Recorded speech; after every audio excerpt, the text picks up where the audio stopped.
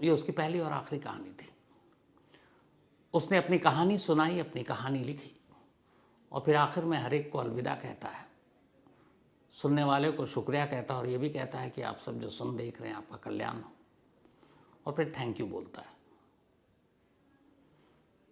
इसके बाद वो मौत को गले लगा लेता है। अतुल सुभाष 34 साल का एक सॉफ्टवेयर इंजीनियर, जिसकी बेंगलुरु में एक कमरे के अंदर पंखे से झूलती जब लाश मिली, उसकी मौत हुई, उसके बाद से पूरे देश में चर्चा है। चर्चा अतुल के नाम की नहीं हो रही है, बल्कि चर्चा इस बात पर हो रही है कि एक पति की मौत और उस मौत के बाद उठता शोर। जो 1 घंटा 21 मिनट 46 सेकंड का वीडियो और जो 23 पन्नों की पूरी कहानी है, उस कहानी में सब कुछ लिखने के बाद वो खुद कहता भी है कि ये मेरी कहानी है। आखिरी में अपने 12 ख्वाहिशों को बताता है, 12 इच्छा, कि ये मेरी आखिरी लास्ट विशेज़ है, जो पूरी हो जाए तो अच्छा है। और इन 12 इच्छाओं में, 12 ख्वाहिशों में एक ख्वाहिश ऐसी है जो हमारे देश के कानून के मुंह पर एक जोरदार तमाचा या थप्पड़ भी कह सकते हैं। वो कहता है कि अगर अदालत जब तक मुझे इंसाफ न दे तो मेरी अस्थियों को बहाई ना जाए, और अगर अदालत इंसाफ देने में मुझे नाकाम हो जाए तो फिर उसी अदालत के बाहर किसी गटर में मेरी अस्थियों को बहा दी जाए। इस देश में ना मालूम कितने ही लोगों ने मौत को गले लगाया, अपनी जान दी, लेकिन मरने से पहले किसी शख्स ने न शायद ऐसी अपनी कोई कहानी लिखी, न ऐसा वीडियो बनाया, और न ही ऐसी बातें कही। क्यों किया ऐसा अतुल सुभाष ने?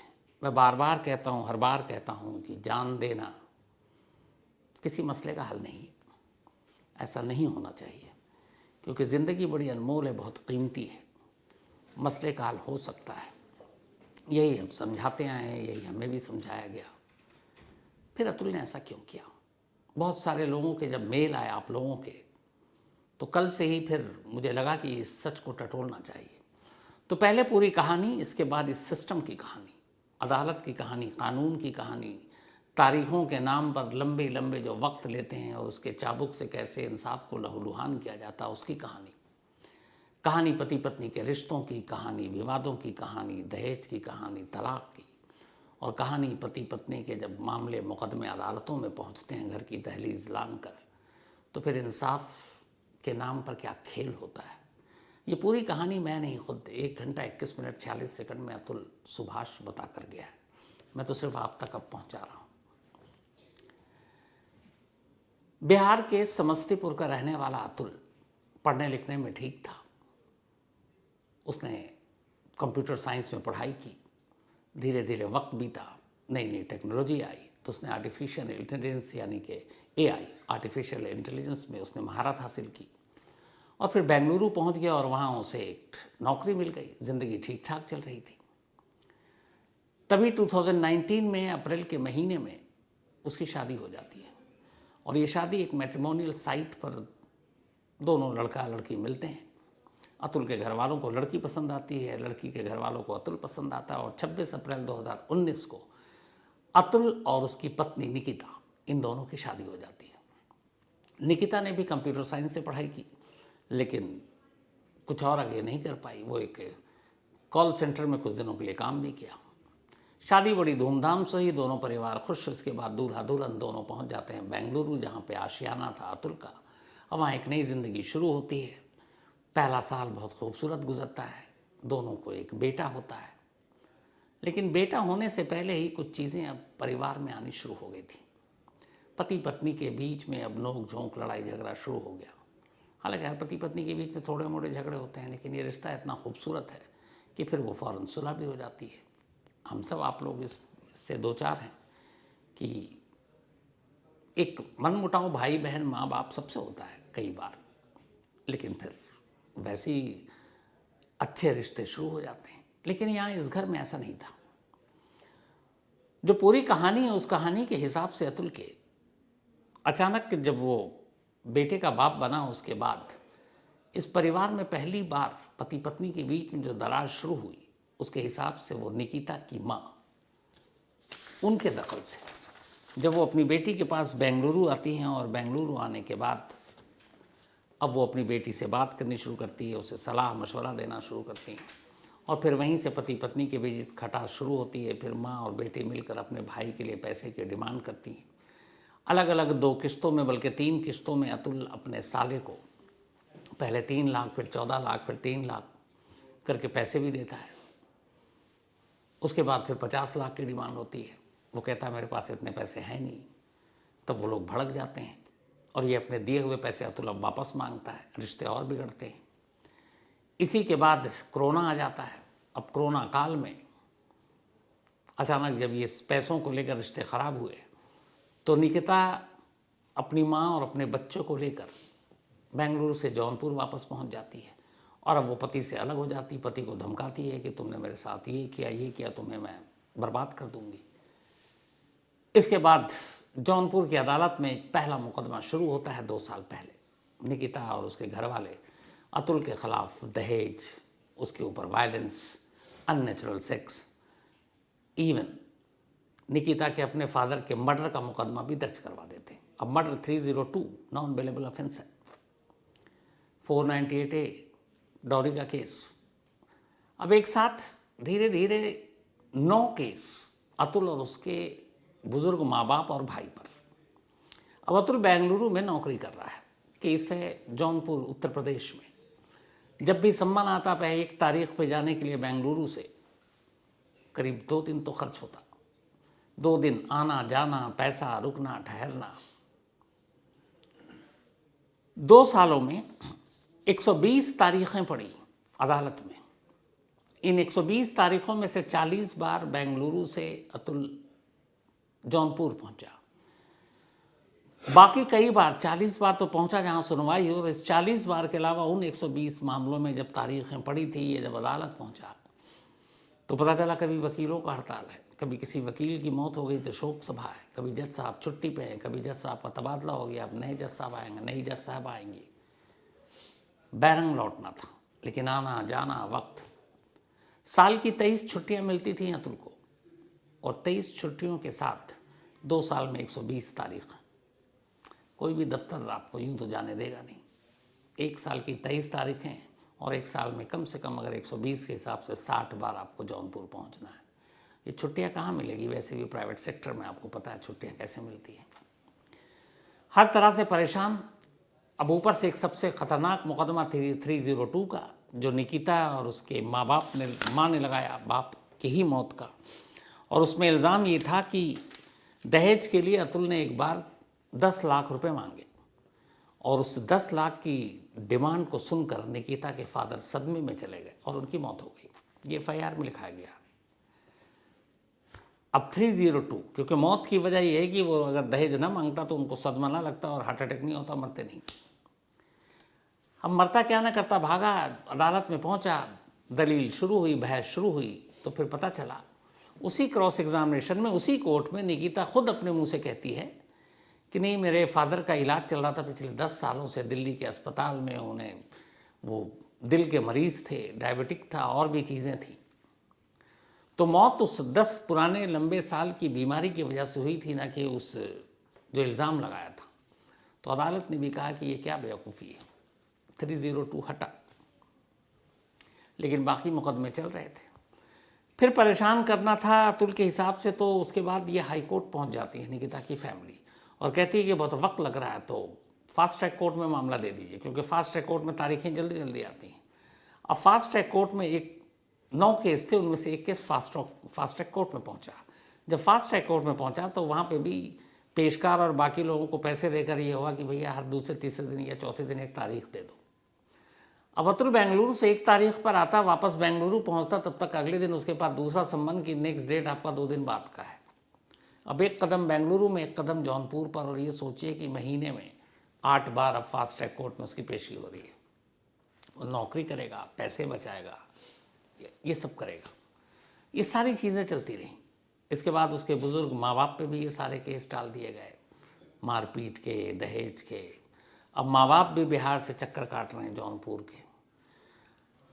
अब यहाँ पे कानून का भी मजाक देखिए कि पति पत्नी रह रहे हैं बेंगलुरु में, इल्ज़ाम है कि बेंगलुरु में टॉर्चर किया गया, इल्ज़ाम है कि बेंगलुरु में मारपीट की गई, इल्ज़ाम है कि बेंगलुरु में रहकर उससे दहेज के पैसे मांगे गए, लेकिन मुकदमा जाकर जौनपुर में दर्ज कराया जाता है। क्यों? क्योंकि उसे पता है कि अगर बेंगलुरु में होगा तो यही कोर्ट है, वो कभी भी पेशी हो जाएगी। लेकिन जौनपुर आना जाना ये अपने आप में एक हैरेसमेंट है। ये सब कुछ भी हुआ, अदालतों ने भी आंखों पे तो पट्टी बांधी, हालांकि अब खोल दी गई है, लेकिन इंसाफ की देवी अभी भी पूरी तरह से उनको दिखाई नहीं देती है। तो ये चलता रहा अदालतों में सिलसिला। इधर 2 महीने का जब बेटा था तभी लेकर निकिता पहुंच गई थी जौनपुर। उसके बाद अगले 2 सालों तक उसने अपने उस बेटे को उसके बाप से कभी नहीं मिलाया। यहाँ तक कि जब अदालत में पेशी होती तो कभी वो अपने साथ अपने बेटे को लेकर नहीं आती। अब इसके बाद यहीं अदालत में एक दूसरा एक खेल शुरू हो गया। खेल ये शुरू हुआ कि जिस फैमिली कोर्ट में ये मैटर था, उस फैमिली कोर्ट की एक महिला जज थी और उन जज ने अतुल को सबसे ज़्यादा तकलीफ दी उसके इस वीडियो और उसकी मौत की कहानी की आखिरी कहानी के हिसाब से। उन जज साहिबा का नाम है रीता कौशिक। ये फैमिली कोर्ट की जज है, प्रिंसिपल जज। और इनके एक पेशकार है, जो कोर्ट में आपने देखा होगा जब अदालत में जज वज बैठता है तो एक पेशकार बैठता है जो नीचे बैठता है, पर्ची से लेके बाकी चीज़ें या तारीखें वही सब नोट करता है, नाधव। तो जो अतुल ने अपने मौत से पहले के आखिरी पन्ने लिखे हैं, उसमें 5 नाम उसने लिखा है कि उसके मरने के लिए ये लोग जिम्मेदार हैं। कमाल देखिए कि पहला नाम उसकी पत्नी या सास या साले किसी का नहीं है। पहला नाम है उस जौनपुर की फैमिली कोर्ट की महिला जज रीता कौशिक का। दूसरा नाम है दूसरे नंबर पर अतुल की अपनी पत्नी निकिता सिंघानिया का। तीसरा नाम है अतुल की सास निशा सिंघानिया का।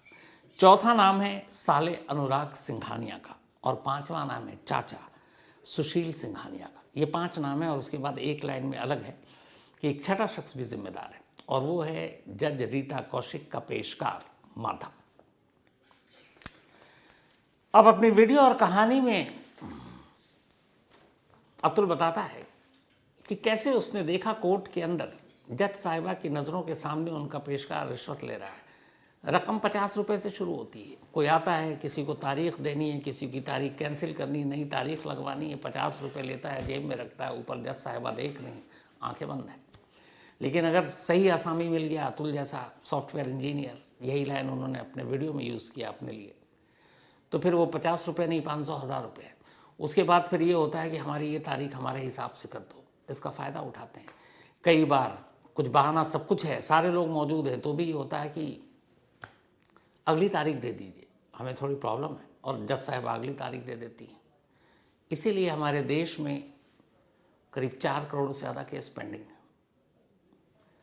पैसे देकर तारीखें बढ़वा लो, पैसे देकर तारीख अपने हिसाब से करा लो, पैसे देकर जिस दिन सुनवाई उसको टलवा दो, ये सारी चीज़ें हैं। अब सोचिए कि जो लोग दूर दूर से उस कोर्ट के संबंध पर पेशी के लिए आते हैं, उनका क्या होता है? उनका तो पूरा एक दिन, अगर उसी शहर में है तो भी पूरा दिन बर्बाद हो जाता है, क्योंकि छोटी छोटी जगहों पे यही पता नहीं चलता है कि हमारा केस किस नंबर पर लिस्टेड है। कोर्ट खुलने का टाइम 10 बजे, वो बेचारे 10 बजे पहुंच जाते हैं। पता चलता है कि नहीं, लंच के बाद है, लंच से पहले नहीं मालूम। खड़े रहना आपको जब तक कोर्ट चालू है। अब जो बाहर से आते हैं उनकी क्या हालत। तो इन 2 सालों में लगभग अतुल को इन चीज़ों ने तोड़ कर रख दिया।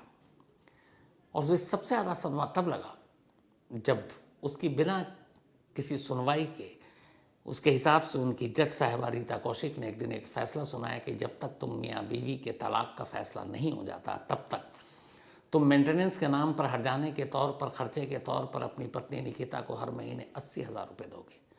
80,000 रुपये जौनपुर जैसी जगहों पर फिर भी ठीक है, लेकिन उस 80 में से 40,000 रुपये उस बच्चे के लिए उस वक्त जिसकी उम्र सिर्फ 2 महीने थी। 2 महीने के बच्चे पर 40,000 रुपये का खर्च। देश की कोई और अदालत में ऐसे इतनी रकम का फैसला नहीं होती, लेकिन यहाँ पे भी ये फैसला सुनाया गया। अतुल ने फिर भी दिया, बट उसने फिर कहा कि ये हर्जाने की रकम की कोई लिमिट नहीं है। वो कह देगी कि अब हम वक्त बीत रहा है, महंगाई आ गई, बच्चे बड़े हो रहे हैं, बेटा बड़ा हो रहा है, हमारा खर्चा बढ़ रहा है, तो ये 80,000 कल को 1 होगा, फिर 1.5, 2, 3, फिर वो ऊपर के कोर्ट में जाएगी। तो अतुल ने कहा कि उसके हिसाब से जब तक वो जिंदा है वो इस बोझ के तले दबे रहेगा कि हर बार ये पैसे बढ़ेंगे, उसे देखना है, और कल को नौकरी हो ना हो उसे पता नहीं। और फिर उसने ये भी कहा कि उसकी पत्नी ने उससे कहा था कि अगर तुम सुसाइड भी कर लोगे, मर जाओगे, तुम्हारे परिवार वालों से पैसे ले लेंगे, क्योंकि बहू वसीयत में हिस्से में मेरे भी आएगा कुछ। तो जब ये सारी चीज़ें हुई तो धीरे धीरे वो टूट गया। फिर उसने एक दिन तय किया कि जो पैसे मैं दे रहा हूं अपनी पत्नी को और उन्हीं पैसों का इस्तेमाल मेरे ही खिलाफ अदालतों में हो रहा है, इस चेन को तोड़ना है, इसे रोकना है। मेरे पैसे का इस्तेमाल मेरे ही खिलाफ क्यों, तो इसे कैसे रोकें। फिर उसने वही गलत फैसला लिया, क्योंकि मैं बार बार कहता हूं जान देने कोई हल नहीं। लेकिन इसके बाद 9 अक्टूबर आया, बल्कि 9 दिसंबर, 2 दिन पहले की बात है। बेंगलुरु के अपने उसी कमरे में वो बैठता है, सामने उसके लैपटॉप है, कान में हेडफोन है, और वो बोलना शुरू करता है। 1 घंटा 21 मिनट 40 सेकंड तक बोलता है। हर चीज़ अपनी हर छोटी सी कहानी बताता है, 5 किरदार, उसके बाद छठे किरदार का नाम बताता है, और फिर कहता है कि अब ये सब करने के बाद मैं मेल भी करूँगा, सारे प्रूफ भी दूंगा, अदालतों को, सुप्रीम कोर्ट को भी भेजूंगा, उन जज साहिबा के खिलाफ सुप्रीम कोर्ट एक्शन लीजिए, कंप्लेंट भी मेल से सुप्रीम कोर्ट को भेजा। फिर उसके बाद कहता है कि जिस उम्र में मुझे अपने बुजुर्ग माँ बाप का सहारा बनना चाहिए, मैं उन्हें इस हाल में छोड़कर जा रहा हूँ। ये सारी रिकॉर्डिंग के बाद वो कहता है कि बस इसके बाद मैं अपने परिवार से, फैमिली से फ़ोन पे बात करूँगा, और उसके बाद थोड़े से काम निपटाऊँगा और फिर मुक्ति पाऊँगा, और आप लोग जो सुन रहे हैं, आपका भी कल्याण हो, सबका कल्याण हो, थैंक यू। और ये कहकर वो अपनी कहानी ख़त्म कर देता है। लेकिन इस कहानी को ख़त्म करने से वो पहले अपनी 12 ख्वाहिशें बताता है। कहता है कि मैं चाहता हूँ कि ये मेरी 12 इच्छाएँ, द लास्ट विशेस, जो पूरी हो जाए तो बेहतर है। अब अतुल सुभाष की पहले वो 12 ख्वाहिशें सुन लीजिए जो उसने बताई हैं कि वो क्या चाहता है। उसकी पहली ख्वाहिश ये है कि उसके रिलेटेड, उसकी और उसकी वाइफ से रिलेटेड जो भी 9 केस अदालत में पेंडिंग है, उस केस की सुनवाई लाइव हो, लोगों के सामने, न्यूज़ चैनल पर नहीं, लोगों के सामने लाइव हो, और लोग जान सके कि इस केस की सच्चाई क्या है। उसकी दूसरी ख्वाहिश कि मेरे जो मरने से पहले मैंने 23 पन्नों का नोट लिखा और जो ये वीडियो रिकॉर्ड कर रहा हूँ 1 घंटा 21 मिनट और 40 सेकंड का, इसे कोर्ट एक एविडेंस की तरह एक्सेप्ट करे, इसे अदालत मेरे इस केस की सुनवाई के दौरान एक सबूत माने। ये दूसरी ख्वाहिश है। उसकी तीसरी ख्वाहिश है कि चूंकि जौनपुर की वो महिला जज रीता कौशिक जिस फैमिली कोर्ट में है जहाँ पे ये मामला चल रहा है, उसने कहा कि उन्होंने मुझसे भी घूस मांगने की कोशिश की, इस केस का सही फैसला नहीं होगा, इस केस पे असर पड़ेगा, तो इसीलिए मैं चाहता हूँ कि ये केस यूपी के जौनपुर से ट्रांसफ़र कर बेंगलुरु के कोर्ट में इसकी सुनवाई हो। और अतुल के हिसाब से बेंगलुरु के कोर्ट में शायद उसे इंसाफ मिल जाएगा। तो तीसरी ख्वाहिश है कि इस केस को ट्रांसफ़र कर बेंगलुरु ले जाया जाए जौनपुर से। उसकी चौथी ख्वाहिश है कि उसके बेटे को, जिसकी उम्र अब लगभग 2 साल के करीब हुई होगी, उसकी बीवी ढंग से पाल नहीं सकती, उसे संस्कार नहीं दे सकती, इसलिए उसके बेटे को उसके माँ बाप को सौंप दिया जाए और उसके बेटे की कस्टडी उसके बुजुर्ग माँ बाप लें और फिर उसका भाई उसे संभाले। उसकी 5वीं ख्वाहिश ये थी कि उसकी मौत के बाद उसकी लाश को उसकी पत्नी या उसके घर वाले, उसके सास साले, बाकी जो भी रिश्तेदार हैं उसके ससुराल के, छूना तो दूर कोई डेड बॉडी के करीब भी ना आए। ये उसकी 5वीं ख्वाहिश थी। 6ठी ख्वाहिश ये है कि जब तक उसे सताने वालों को सज़ा न मिल जाए, यानी उसके यही जो 6 नाम दिए, और अगर सज़ा देने में अदालतें नाकाम हो जाए तो फिर मेरी अस्थियों को किसी कोर्ट के बाहर किसी गटर में बहा दी जाए। सातवीं ख्वाहिश उसने ये जताई है कि मेरे गुनहगारों को मैक्सिमम सज़ा दी जाए। हालांकि मुझे अपने देश के लीगल सिस्टम पर यकीन नहीं है। ये सातवीं है। आठवीं ख्वाहिश ये है कि मेरे माँ बाप को मेरे जाने के बाद झूठे केसों में न फंसाया जाए। नवीं ख्वाहिश ये है कि मेरे जाने के बाद मेरे गुनहगारों से यानी मेरी पत्नी, मेरे सास या सालों से कोई नेगोशिएशन ना की जाए, कोई बातचीत ना की जाए, कोई समझौता ना किया जाए, उन्हें सिर्फ सज़ा दी जाए। 10वीं ख्वाहिश अतुल की ये है कि मेरे मौत के बाद अगर मेरी वाइफ इस केस को, जो 9 केस अदालत में है, वापस लेने की अर्जी डाले तो उसकी अर्जी को मंजूर न की जाए, ये केस वापस न लिया जाए तब तक, जब तक कि वो पत्नी अदालत के अंदर जाकर ये ना कहे कि ये सारे केस झूठे हैं जो मैंने दायर किए। 11वीं ख्वाहिश उसकी ये है कि अब मुझे पता है कि मेरी पत्नी मेरे बेटे को लेकर अदालत जाएगी। पिछले 2 सालों में वो कभी अपने बेटे को लेकर अदालत नहीं आई, इसलिए कि उसे पता था वो बेटे को अदालत लाएगी तो एक बाप बेटा से मिल सकता है। लेकिन बाप से बेटे को दूर रखने के लिए वो उसे कभी अदालत नहीं लाई, लेकिन मेरी मौत के बाद वह बेटे को अदालत लेकर जाएगी सिंपैथी के लिए, हमदर्दी के लिए। तो उसने कोर्ट से गुजारिश की है कि ऐसे किसी ड्रामे को उसकी पत्नी को इजाज़त न दी जाए। आखिरी ख्वाहिश उसकी 12वीं ख्वाहिश उसने लिखा और जताया कि जबरन वसूली और इस केस, मुकदमे, अदालतों के चक्कर में अगर उसके माँ बाप को सताए जाने का ये सिलसिला अगर आगे भी मेरे जाने के बाद जारी रहे तो हो सकता है मेरे बुज़ुर्ग माँ बाप कोर्ट के पास जाएं और कहें कि आप हमें इच्छा मृत्यु दे दीजिए, यानी हमें खुद मरने की इजाज़त दे दीजिए कानूनी तरीके से। तो उसने कहा है कि अगर ऐसा होता है तो आप न सिर्फ मेरे माँ बाप को बल्कि इस देश के तमाम पतियों को फॉर्मली, औपचारिक रूप से मार डालें, क्योंकि न्यायपालिका या जुडिशरी के इतिहास में अब ये एक काले युग की शुरुआत है। तो 12वीं ख्वाहिश कुल मिलाकर ये है कि अगर उसके माँ बाप जाएं इस परेशानी में और कहें कि हमें इच्छा मृत्यु दे दें तो दे देनी चाहिए। ये 12 ख्वाहिश अतुल ने लिखी। अब इनमें से एक ख्वाहिश उसकी आधी पूरी भी हो गई। कमाल देखिए, मतलब उसके मरने के 48 घंटे के अंदर अंदर पूरी भी हो गई। वो ख्वाहिश ये है कि जो कहा कि उसने उनके गुनहगारों को सज़ा ना दी जाए, तो बेंगलुरु पुलिस ने एक FIR दर्ज किया। अतुल को अबेटमेंट ऑफ सुसाइड यानी खुदकुशी के लिए उकसाने के इल्ज़ाम में ये FIR दर्ज हुआ है। इस FIR में नाम है अतुल की पत्नी, अतुल की सास, अतुल के साले और अतुल के चाचा। 6 नाम में से ये 4 नाम थे। इन चारों के खिलाफ FIR दर्ज है, इन चारों के FIR में नाम है। लेकिन इस FIR में जज साहिबा का नाम नहीं है, इस FIR में उनके पेशकार का नाम नहीं है। तो क्या अतुल जो इतनी सारी बातें कह गया कि मुझे अपने इस लीगल सिस्टम पर भरोसा नहीं है, कानून और इंसाफ के नाम पर सब मजाक है, तो ये FIR उसके इस यकीन को पुख्ता करती है। क्योंकि अगर इल्ज़ाम सब पर है और इल्ज़ाम बराबर है और ये आखिरी दस्तावेज है उसके मौत से पहले, तो फिर भेदभाव क्यों? 4 लोगों के खिलाफ तो आपने नामजद FIR लिख लिया, लेकिन जो इस पूरे नोट में आरोपी नंबर 1 जिसके ऊपर सबसे बड़ा इल्ज़ाम है और जिसका नाम पहले नंबर पर है, यानी वो महिला जज, उनका नाम FIR में नहीं है। उन महिला जज का जो पेशकार, उनका नाम FIR में नहीं है। तो ये क्या मजाक है? ये ज़रूरी नहीं होता कि अगर कोई इल्ज़ाम लगाए तो वो सही है।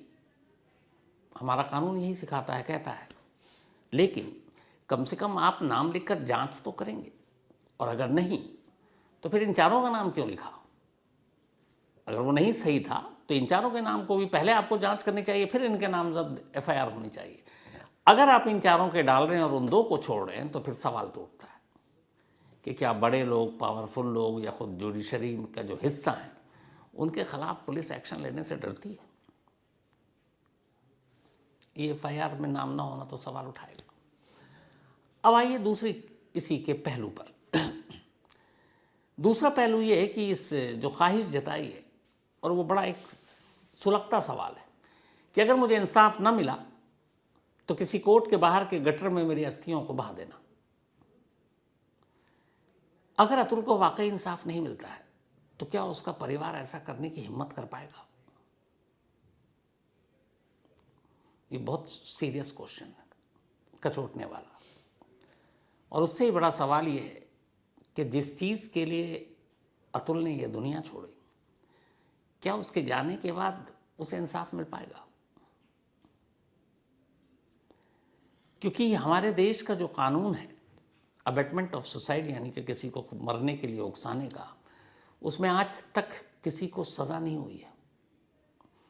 मैक्सिमम पनिशमेंट 10 साल तक का है इसमें, कि अगर किसी को मौत के लिए उकसाने का मामला साबित हो जाए तो 10 साल की सज़ा, जेल है। लेकिन किसी को सज़ा ही नहीं होती। उसकी वजह यह है कि सुप्रीम कोर्ट का ही एक फ़ैसला, कुछ वक्त पहले एक सुप्रीम कोर्ट का फ़ैसला आया था, और सुप्रीम कोर्ट ने उसमें कहा था कि अगर कोई शख्स अपनी जान दे रहा है और अगर किसी का नाम भी लेकर जा रहा है तो ये नहीं माना जाएगा कि उसकी वजह से उसकी जान गई, तब तक जब तक कि ये इस्टेब्लिश या साबित ना हो जाए कि जब उसने जान दी तो क्या, अगर उसने फंदा लगाकर वो मरा तो क्या वो रस्सी वो सामने वाला ला कर दिया था, अगर गोली मारता है तो क्या पिस्टल या बंदूक उसने ला कर दिया, अगर चाकू मारता है तो क्या चाकू वो उसने खरीद कर दिया, और क्या उस वक्त को उसके सामने खड़ा था, मौजूद था। अगर डायरेक्ट कनेक्शन, डायरेक्ट रिलेशन और डायरेक्ट लिंक नहीं जुड़ता है तो फिर उसको जिम्मेदार और कसूरवार नहीं ठहराया जा सकता। सुप्रीम कोर्ट ने ये तक कहा कि अगर किसी के बीच में झगड़ा हो, पति पत्नी के बीच में झगड़ा हो, और कोई एक उसमें से बाद में अपनी जान दे दे, तो वो रीज़न को आप नहीं बता सकते कि इस झगड़े की वजह से और इस लड़ाई झगड़ा हुआ और उसके बाद वो डिप्रेशन में या गुस्से में था और उसने कर लिया। क्योंकि सुप्रीम कोर्ट के हिसाब से अगर वो फ़ौरन करता है उसी झगड़े के वक्त, तब तो हम मानेंगे, लेकिन झगड़ा आधे घंटे पहले हुआ, वो मर 2 घंटे बाद रहा, तो हम नहीं मानेंगे। तो ये इतना पेचीदा कानून है अबेटमेंट ऑफ सुसाइड को लेकर कि इसीलिए इसमें सज़ा नहीं होती। तो सवाल ये है कि क्या अतुल, जो जाते जाते अब एक चर्चा छोड़ गया पूरे देश में, एक पति की मौत का जो शोर इस वक्त है पूरे देश में, क्या उसे इंसाफ मिल पाएगा? मिल पाएगा या फिर कोर्ट के सामने किसी गटर में उसकी अस्थियों को बहाने की नौबत आएगी? सोचिएगा जरूर। मेरी नहीं, आज चूंकि अतुल ने अपनी आखिरी कहानी सुनाई तो इसलिए मैं नहीं कहूँगा कि आज की कहानी में इतना ही।